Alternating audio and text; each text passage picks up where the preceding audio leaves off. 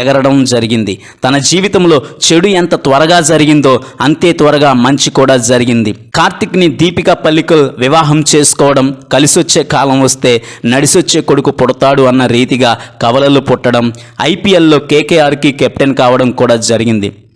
తదుపరి విరాట్ కోహ్లీ సలహా మేరకు బెంగళూరు కార్తిక్ని వేలంలో కొనడం, బెంగళూరుకి ఫినిషర్ లేని లోటు కార్తిక్ తీర్చడం, అన్ని రకాలుగా కార్తిక్కి అభిమానులు పెరగడం అన్నీ త్వరగా జరిగిపోయాయి.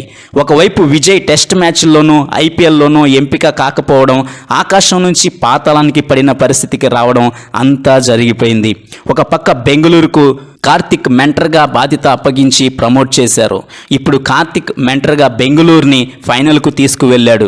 18 సంవత్సరాలుగా కప్పు గెలవని బెంగళూరు కార్తిక్ మెంటర్గా ఉండి కప్పు గెలవాలని ఆశిద్దాం.